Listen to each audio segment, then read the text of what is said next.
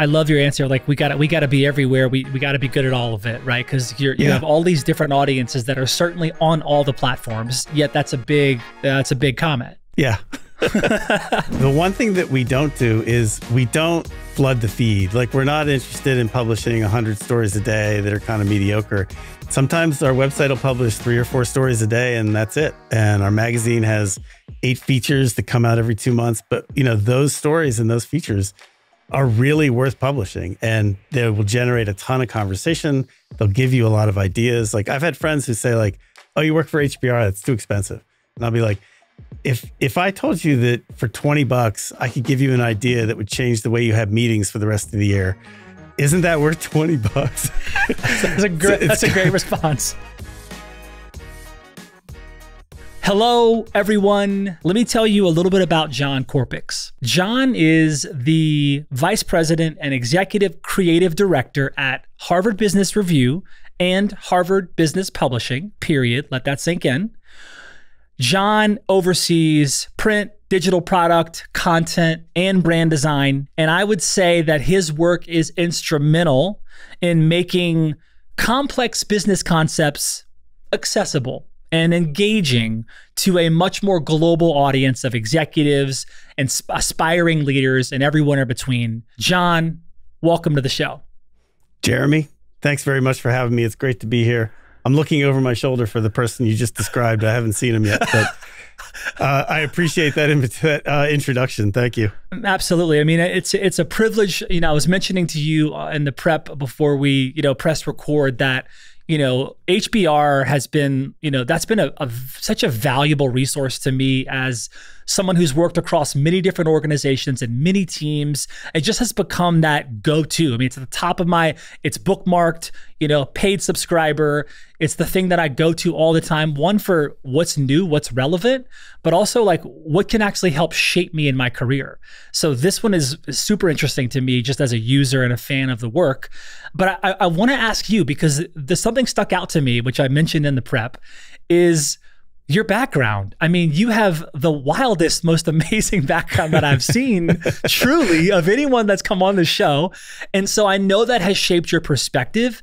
And I just want to understand how. Like, how have these various things really positioned you to do the work you're doing now at HBR and HPB? Well, I would say I certainly didn't plan this career trajectory. It wasn't something I set out to do to begin with, but I think that there's an undercurrent there of me sort of just feeling anxious and needing to move on and learn more stuff. And so, I have bounced around a lot. I started working at mostly, consumer publications, places like Entertainment Weekly and GQ and Premiere Magazine. And then, kind of pivoted into digital product at Fortune and ESPN.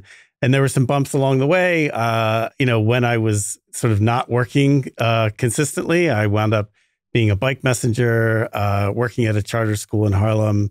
I think I've always been one of those people that just doesn't like to sit around doing nothing. So if I find myself idle, I will sort of, force myself to figure out where I can be useful. I think the thing that all of that has done to shape my perspective is it just sort of humbles me.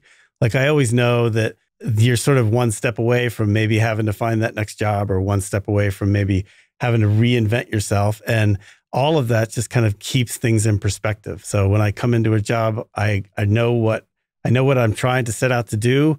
I'm working for the audience. I'm working for my partners. I'm working for the people who are paying the subscribers, the subscription fees. And, that kind of is my North Star, is like, how can I be most useful? How can I apply my life experience to figure out the best way to tell these stories and the best way to sort of position the brand? You said one of our favorite words in our media company, and that is storytelling. I think it's fascinating, especially again, like the context of storytelling in where we're at now, where I feel like, short form content and diminishing attention spans are a real thing, right?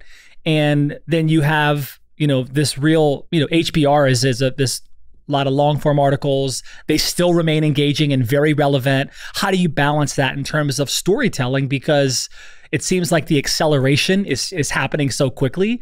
And so how do you kind of take a beat there, realize that there's a lot changing and how people consume content is changing, and you've got to be at the cutting edge or you'll be on the bleeding edge. How do you approach that? All of the different ways that people interact with stories are very platform dependent. So when I come into TikTok or Instagram or YouTube, there's an expectation that I'm there for 15-second reels or 30-second clips. But if I come in to a print product, if I come into a magazine, the expectation is I'm there because I want to actually sit back and relax and read something and enjoy it. So all I say is that we have to be good at all of these different types of storytelling. And that, wherever we meet, wherever the audience wants to engage with us, we have to be really good at telling stories in that environment. So we have found that when you're on when you're on YouTube, there is actually an audience for longer form video. Like we have short form video on YouTube, but videos that are 7, 8, 10 minutes long actually resonate. People want deep dive content. They're not coming to TikTok for deep dive content, but they are coming to YouTube for it. They're not coming to Instagram for it, but they're going to our website and they're reading the longer form stories. So we just have to be able to do it all really well. We can't ignore any of it. You can't come in and say like, listen, HBR, our brand doesn't translate to short form video. Let's just ignore that. We have to figure it out. But we also aren't going to stop doing the deeper dive things because our audience wants both. I love your answer. Like we got to be everywhere. We got to be good at all of it, right? Because you have all these different audiences that are certainly on all the platforms, and then you have different demographics and generations that are also engaging with this content in different ways. You've got people who have been like myself, like HBR fans for many years, right? And now we're in this predominantly digital age. And how I consume thought leadership content now is maybe a little bit different than how I did it back in college. So you've got to have this ability to sit at the table now with all of these really interesting, channels, if you will, TikTok and IG and YouTube certainly, and LinkedIn and, all these different mediums. You just said very simply, we got to be good at all of it. So my question to you is like, how do you get good at all of it? What's the approach there? How do you think about that? Because that makes sense that you would want to be good at all of it, yet that's a big comment. Yeah. You're right. It's sort of a cop-out comment. It's like, yeah, we need to be good at everything. I think one of our biggest challenges is that we know our audience is at every level of career that you can conceive of. So we have people coming right out of B school who are trying to figure out how to write resumes and cover letters. And we have people that are running Fortune 500 companies that, are trying to figure out how to plan successions and reorganize their entire, 5,000 team workforce. So we have to be able to get them content that, at the core of it, it all has to be content that's meaningful. So there has to be research behind it. It has to be sort of user tested, or at least, tested out in the wild. They have to see that it's relevant. So, you can do that at every level of the conversation. So if it's just someone talking about how to talk to your boss in a difficult moment, if we are talking about that through the lens of an expert, or through the lens of people who have actually done this in real life, it's very different than just somebody who's writing an article, giving you their opinion. So at every level of your career, we're trying to give you relevant content that actually has rigor to it, that has, research-based information that's going to be useful. So you can do that in 30 seconds and you can do that in an 8,000-word story. How is it going on platforms like TikTok for HBR? Like, what are you seeing there? What are you noticing? And what's the strategy to stay relevant there? There's clearly a desire for manage yourself content, which is, basically, what do I need to do to progress in my career? What do I need to do to get a promotion, to get a raise? Like, how do I deal with a difficult situation at work? There's a lot that content truly resonates on TikTok. The author content really resonates. So we have a ton of authors in our world that are great on camera, that love to speak about their ideas. When we can get that sort of parsed down to a 30-second clip or a 45-second clip, that really resonates. People love to hear from the authors. We experiment with it all the time. So we have editors on staff who are constantly thinking about ways that they can try and engage with our audience on TikTok. And then, we just sort of track the data, see what resonates, and keep trying more and more stuff. It's sort of like, it is a great platform for experimentation because, you put something out there. If it doesn't work, no big deal. You're going to put something out the next day. And when you start to see sweet spots, when you start to see things that really resonate, then you can sort of focus your efforts in that way. You mentioned one experiment or one idea was having the author actually, speak and say something on TikTok. Any other specific experiments that you're either trying or have tried that are interesting? I do think that, there are editors here who've been doing a lot of, very personal content on TikTok, just like, here's how I've solved problems.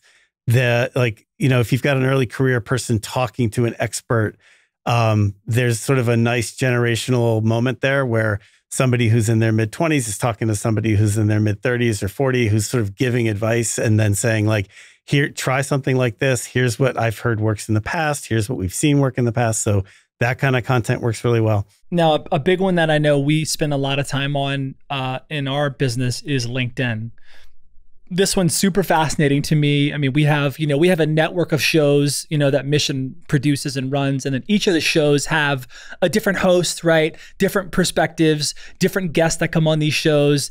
And it's still fascinating to me about like what's working, what's not working there, but just how do you view LinkedIn, as a channel? Again, any kind of specifics you can share around what's working or what you're noticing about LinkedIn and how it's being leveraged.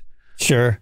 I believe, you might have to check me on this, but I believe we are the largest brand on LinkedIn. Like we have some ridiculous number of followers, like 14 million followers or something like that. Wow. The thing that really resonates, the thing that we find that our audience really likes is when they are included in the conversation. So we have LinkedIn, I think we have a LinkedIn reading group. We have a LinkedIn advisory panel that we will send new ideas out to, get feedback from. We send them sort of invitations and alerts to closed webcasts and things like that they can participate in. But mostly it's about making sure that the LinkedIn audience feels included in the conversation around the things that we're thinking about, the stories we're writing, the events that we're having, stuff like that. But that inclusion is pretty powerful. Like it can actually really keep people engaged. I think you're actually right about that because our one of our producers was mentioning was doing some research prior as well and saw that it's definitely the biggest audience he's seen.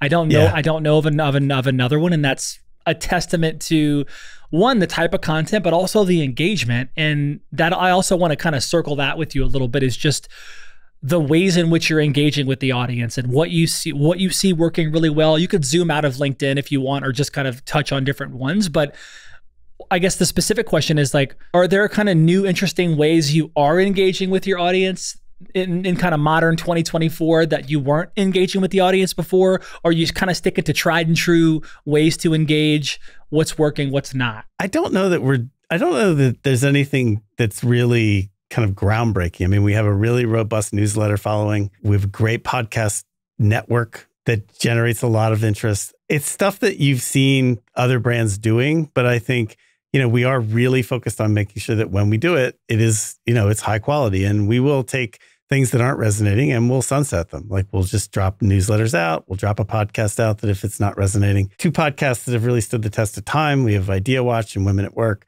They are really like, tried and true audience that will come to every new podcast, but they'll also come and watch the podcast get recorded. It's a really passionate fan base. It's like I've worked in media my whole life, and I've never experienced a readership and a fan base like this that they can't get enough content. Like it really is kind of a remarkable story, especially coming from, commercial media brands that are reliant on newsstand sales and advertising. It's like our subscriber base is really our bread and butter. Like they are just the most passionate group of readers that I've ever encountered. It's such a testament to the value of, the content. It's true. It's been consistently good. Like it's just consistently good. And it's like, yeah, write great content and you just continue to engage people. And it's like, you haven't dropped the ball over the years. And that's a testament.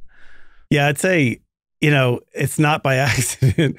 The one thing that we don't do is we don't like flood the feed. Like we're not interested in publishing 100 stories a day that are kind of mediocre.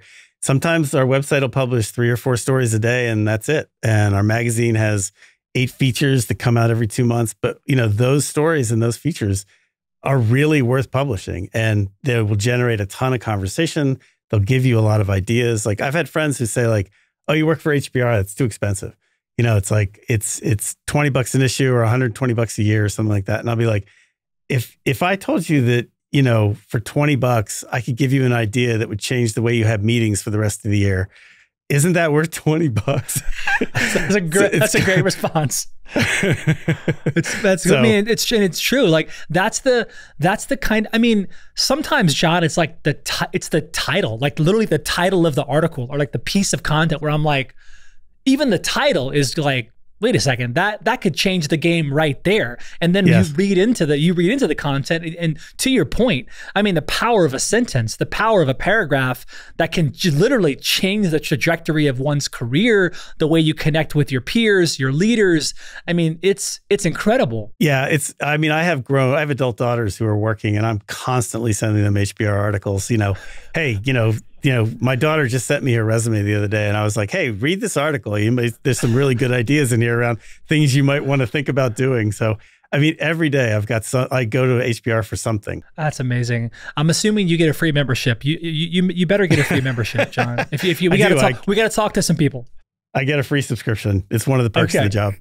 Good.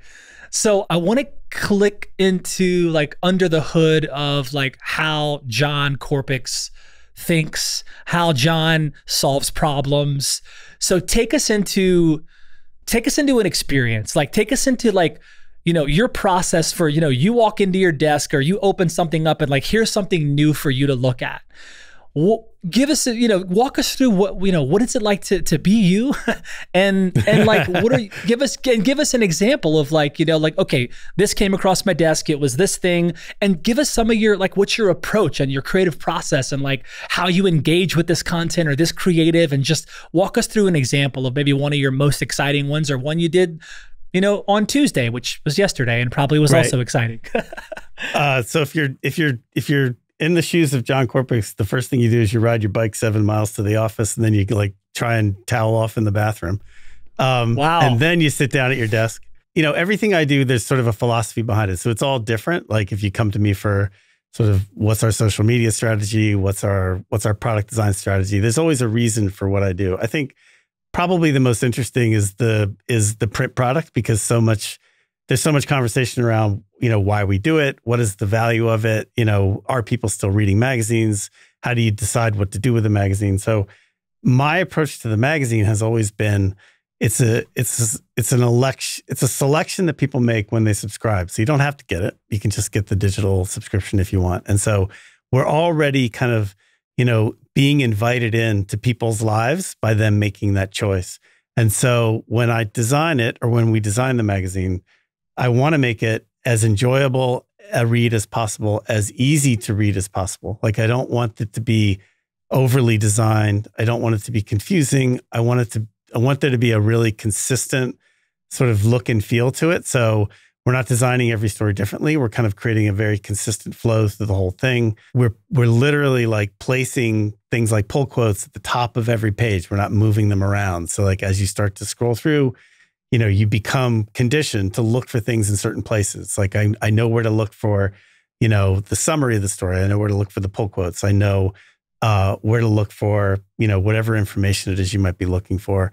And then we have sort of this idea of aligning visual work with stories, with metaphors that kind of connect to the headline. So if you're doing a business publication, it's really hard to create new imagery around, sort of traditional business ideas. So I always joke about this idea that, if we see a flock of geese flying in a V formation for leadership, or if I see a mountaintop for leadership, or if I see a light bulb for ideas, like, we've somehow failed. And so when I first got here, we came up with this idea that we wouldn't actually assign too much art. Like, we still do a lot of assigning, but not nearly as much as most magazines do. What we do instead is that we look for existing artwork that kind of aligns with the idea of the story, right? And you can sort of you mentally make that connection when you see it. You see the art, you see the headline, and you say, oh, I get it. Now I understand how this art relates.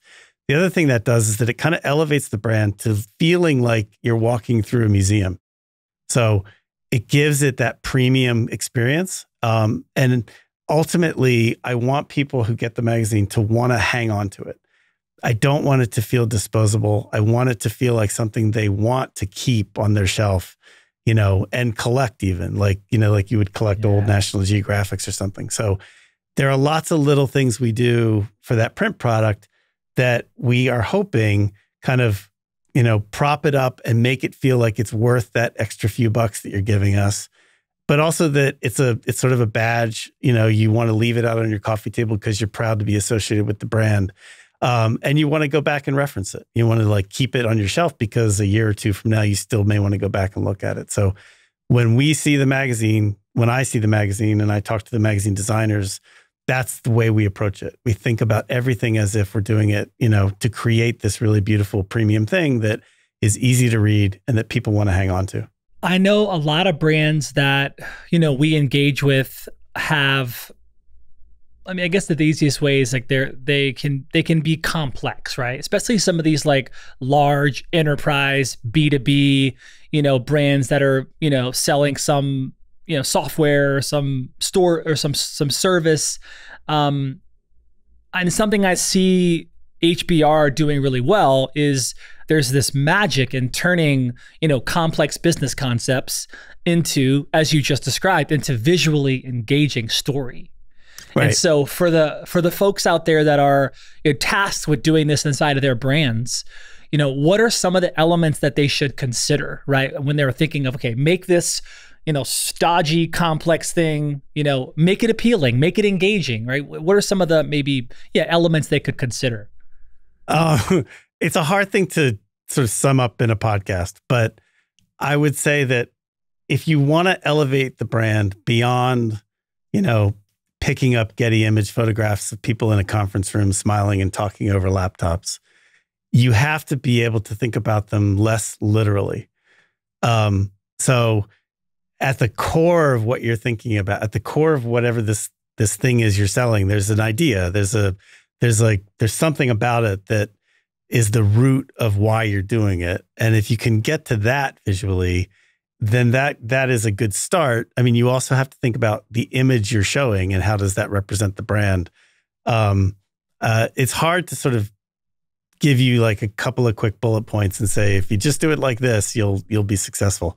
But it is this idea that when I do this, I'm sort of, you know, inherently connected to the brand on all levels. So every decision I make, you know, if I'm choosing a typeface or a font, or if I'm choosing an image, or if I'm figuring out how to represent our brand in navigation, or, you know, if I'm doing long form storytelling in digital, I'm always thinking about, is this in line with what I think the brand is, which is, you know, a premium product that, you know, that shows itself off in ways that feel like you're in a quality environment. So, I mean, it's hard to know exactly like how to do that unless I have a specific problem right in front of me. I will say, you know, I have over the years found that, you know, we'll do stories and we'll use old Harold Edgerton photographs because they're really cool, you know, stop motion images of water dripping in and showing, you know, water waves splashing out. And, you know, using an image like that for a story about how to sort of connect your disparate teams or how to communicate across a complex environment. Now you have this really beautiful sort of, you know, scientific, historically based image that people look at and think is kind of cool. It's like, hey, that's a cool image. But you're also using it to kind of tell a story about your brand or your product or your idea. So when you can find that sweet spot of marrying those two things together, that's when you succeed. Yeah, because clearly, you know, you and the squad, the HBR, HPB squad there has to balance the need for, you know, depth and complexity with this demand for like quick, digestible content that's very fast paced, right? So it's like you're doing it well, obviously. Is there a particular example of maybe a particularly challenging story that you had to design? What made it difficult? How did you overcome those challenges? The HBR model is that we are publishing research written by academics, by business leaders. But we are essentially, it's a partnership. Like, so they bring content to us. We kind of define it as worthy of publication. And then we spend a lot of time polishing, editing, getting it ready for prime time, so to speak. That's very different than a traditional, magazine or news media model. And so we did a story once about something about Apple. I can't remember what the story was, but the authors worked at Apple. They actually were working there, and they were sort of writing a story about this new way they had come up with. I think it was about like an Apple Academy, like sort of an internal school that they were sending employees to or something like that. And so what we did originally was I said, oh, that's cool. We can have fun with the Apple logo. Like, we'll play around with it visually. We'll do, different apples with different things happening to them, and I'll hire some artists, and it'll be a cool thing to do. And so we did that. And then somebody realized that, the people at Apple who wrote the story might not actually like it if we were messing around with their logo. And I had to kind of stop and consider that because, again, this is a partnership. In most of my career, I can kind of do what I want. Like, I'm the creative director, and this is how I want to sort of take this story. I'm going to take it that direction. I had to kind of rethink that model here because, it is very much about, these people have worked on these stories for sometimes years. And I have to be very respectful of that when we present these stories into the market. We've done stories sometimes where we are trying to inject a little humor into our website or into the pages of the magazine, but the authors take their story very seriously. And, we're looking to kind of create a brand that has a complex personality. So sometimes our brand is serious, and sometimes it's, aspirational, and sometimes it's funny. Sometimes the authors don't like it when you're funny with their story. Because you're running pictures of, cute cats doing silly things, when really, they've spent 2 years doing research and they're publishing a story. So I have to really be thoughtful about that. I have to think about, is this okay? Is this too far? Does this actually, is this respectful to the idea that we're representing? So that took me a while to figure that part out after I started here. I can imagine. I mean, so many. I mean, you've got it. There's so many people to consider, right? You've got the audience, you've got the authors, you've got the partnerships, you've got the team, and you've got what you think. And so that's a masterclass in and of itself. I wish we had more time for. No, wait. You also have the business school. So, because you have academics at the business school who also pay a lot of attention to what we're doing. So, there is a lot of people with eyes on that are kind of, wondering if you're doing the right thing. Have you been able to filter in what's the best filter for you? Because clearly you got a lot of competing opinions kind of coming at you, I'm sure, from all various levels of stakeholder and folks. Is how do you take it in a way that's like, hey, that's actually interesting and thank you, or actually have learned to just kind of let this bounce off because I've got to stick to my tried and true. I mean, I have to say I have a really amazing editorial partnership here. So I have, I work with Adi Ignatius, who's the editor-in-chief, and Amy Bernstein, who's the editor of the magazine, and Maureen Hoke, who's the editor of HBR.org. And the three of them have been here, collectively a long time, and they're really good at kind of building a wall around the creative process. Because they've been doing it so long, they know how to kind of allow the creative process to happen, allow us to build the packages and the stories the way they're going to work best for the audience. And then, we will talk internally. Sometimes we'll agree that, we all agree something kind of missed the mark. But also a lot of times they'll stand up and defend the ideas that we come up with in the art department. They'll be like, yeah, we can see how that might be a little tricky, but we love the idea. So let's all kind of go to bat for it. So I think, it has to be that kind of partnership. It's not like I'm doing this by myself or with just the design team. It only works well when you've got everybody kind of on the same page. I am curious about the way that you measure your success, right? The way that what's the scoreboard for the creative direction at HBR, right?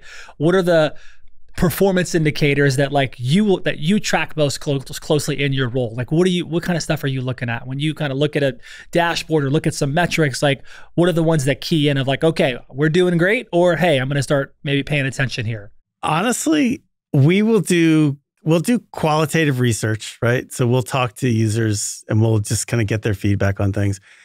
When I can hear back in qualitative research that they see what we're doing, like they'll say things like, hey, I saw how you updated the website and you kind of streamlined this flow. And I think, it really helped make the process much more intuitive. Or the way you guys are aligning imagery with stories is really amazing. I really appreciate it. Just wanted to give you a shout out. So like we hear that stuff pretty regularly, and it just kind of reaffirms that at least people get it. Like they kind of see it and they get it.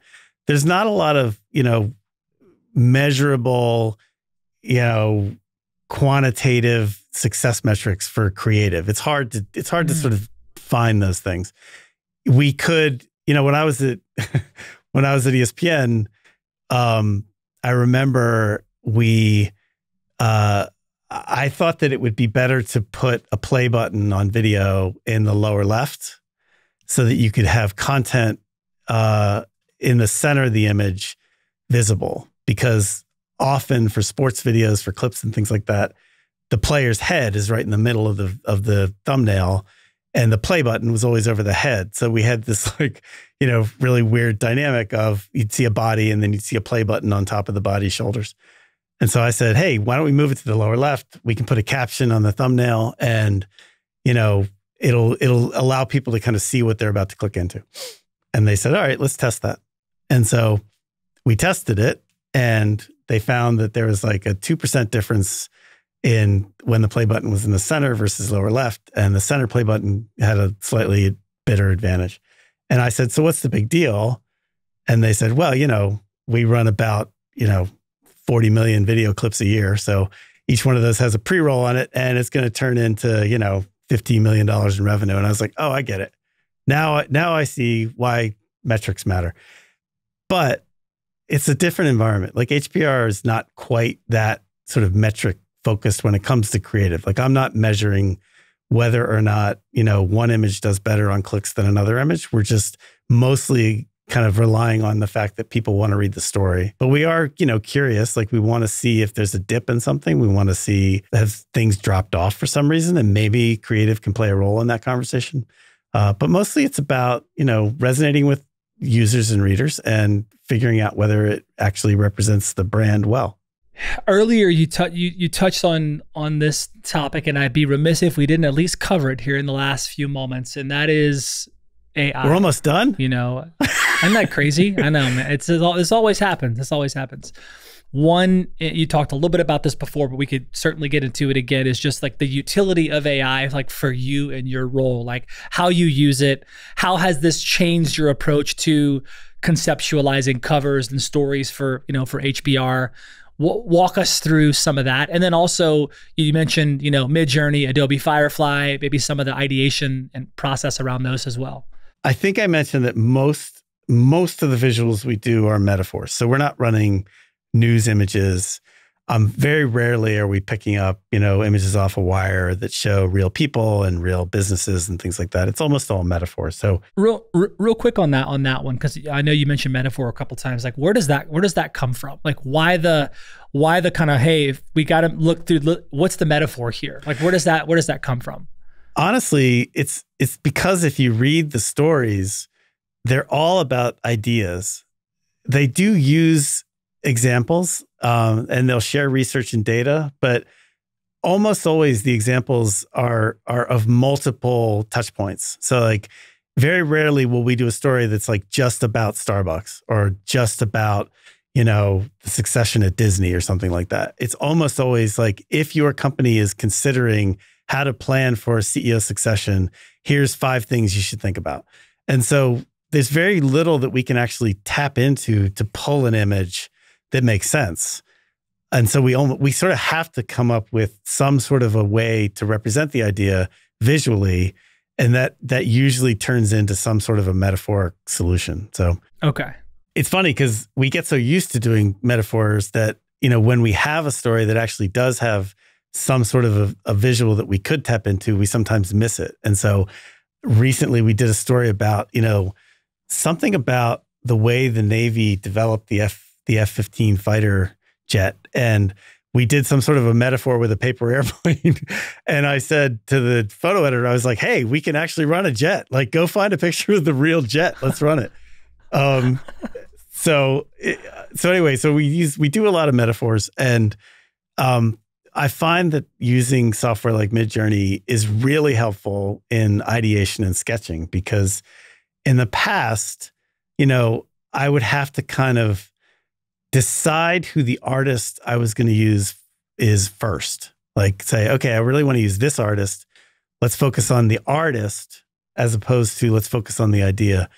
I still love to use artists. I still assign a lot of artists, but at least this gives me a chance to say, let me figure out if there's an idea here that actually makes sense. And then I can talk to an artist, or I could sort of figure out if we can do it ourselves with collage, or we can do it by picking up imagery. But I can sort of see things now, and I can share them with editors in a way that they can understand. So even in the past, you get an idea and it would be a pencil sketch. And an artist would say like, well, it's a pencil sketch, but I'm going to turn this pencil into a magic wand. And it's going to look kind of like this.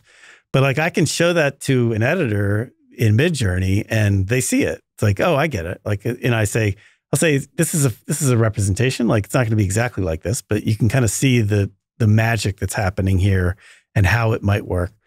So we do that a lot. Like, we use Midjourney a lot just to kind of come up with ideas. I'm very respectful of the fact that I don't want this necessarily to take work away from artists, but I see it as a tool that I can't ignore.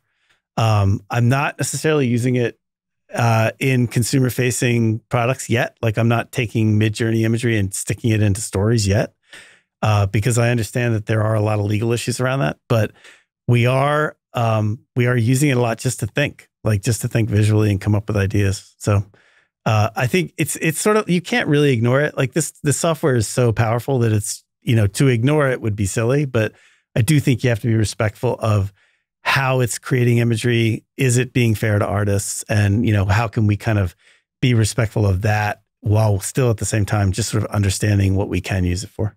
There's a lot of topics that, Harvard Business Review covers. You talk about leadership and management, innovation and entrepreneurship, strategy, digital transformation, organizational culture, marketing, sales, finance, economics, etc. A lot of things around diversity and sustainability. And there's a lot of, epic topics there. What are some of the, which ones have been more popular these days, or has it been consistent? Like, hey, look, finance and economics has just been like hot over the past 10 years. So when we put that out, it goes hard, right? Or is there any surprising topics that are more interesting and getting more engagement? Without a doubt, Gen AI is the most popular topic right now. So I think we've probably done 3 or 4 covers in the last year and a half on Gen AI, and just how it can be used, in a wide variety of ways. It seems to be insatiable. Like, people can't get enough of this topic. And we actually, right. we will test cover lines. Like, we'll send it out to the advisory council and say, like, here's 3 stories we're considering putting on the cover. Which ones are you most interested in? It's always Gen AI. Like, they're always like, give me more Gen AI content. So beyond that, like you said, there's a lot of tried and true stuff. There's always interest in marketing. There's always interest in manage yourself. There's always interest in culture. Like, everybody's always interested in, how do we create a better culture? How do we make the office a little bit more, efficient, and want to make people come back in and want to work together? Like, that kind of stuff is always evergreen. What's the most, like, is there like one article or like one piece that's like been the most popular over the past like several years? Yeah, interestingly, right at the beginning of the pandemic, we did a story. I think it was by Scott Baronato, who's an editor who works here. But it was called "That Thing You're Feeling," or that sensation you're feeling is grief. And it touched a nerve, like it just blew up. And I think it was at a moment when everybody was kind of confused. Like, people were locked in their apartments. Nobody was going into the office anymore. People were trying to recreate culture over Zoom calls, which was a disaster. And he just had this like touchstone moment where it was like, this thing that you're dealing with right now that you can't put a name on, it's actually, you're feeling grief in the moment of, you know, what is going on with my world? And by far, like one of the most popular articles we've ever written. And it's interesting because there are times when we really can kind of like hit that sweet spot. Like, you know, there's something going on culturally and we can address it through the lens of HBR in a way that no other brand can. And it really does connect. Like our next cover story is also about, you know, how people are still kind of feeling lonely at work. And, you know, I think that it's one of those things that when people see it, they're going to be like, oh yeah, totally. Like I know exactly what that is. Like I do. I still don't feel as connected as I used to feel. And there is sort of, you know, a way that we do that story that nobody else does. So I really love that about HBR. I love it. I got it pulled up too. So for everybody that was I know you're gonna inevitably Google it. It's that discomfort you're feeling is grief. Yes. Back in 2020, March of 2020, Scott Baronato. So I've got that one bookmarked. I love it. These pieces are timeless, man. It's incredible. That's the other thing that like I was not used to working at a brand where when you post a story, like people still reference it 5 years later. And it's kind of like, oh yeah, we really, you know, these things, you know, they get recirculated in social media 5 years after they publish. So that is very unique. It's incredible. What else is incredible is you taking time to be on this in this conversation, John. Like this is exceptional. Time evaporated during this conversation. I'm like, oh, it's so good. There's so many things that you touched on. And so I want to say thank you to you and the whole HBR, HPB squad. And just kind of a final question is, you know, as you kind of look ahead, actually, let's go with two final questions. The first one is, what excites you most about the future of visual storytelling in business publishing? The thing that excites me most is that it is visual. Okay. That you know, there is a real hunger for stories that can be told visually, and I think there's a real place for them. People tend to think of visual storytelling as kind of lightweight, you know, it's like it's graphic novels or it's comics or it's something like not meant for serious topics, but I completely disagree. I think when you look at the way people are communicating now, especially in short form video, it's pretty remarkable how much they can express and get across in 30 seconds or less. So visual is not going anywhere is the name of the game. Last question, thinking about the future John Korpics out there, what advice would you give aspiring creative directors or designers who are just beginning to explore the potential of the world that you're in? What would you share with them? Well, I think that the way to be really successful in this world, at least in the job that I'm in, is to see yourself as a design thinker, a visual thinker who's part of a larger effort. Like it's not really just about, you know, how can I kind of bring a lot of glory to myself? How can I show off my skill and my talent? It's how can I apply what I know and the way I think and the way I see the world to kind of help the rest of the people around me be better. So how can I help my editors, you know, tell their stories better? How can I help the marketers do their, you know, achieve their numbers better? I have a lot of skill sets. I have a lot of things at my disposal that I can use to help the company and my partners be better.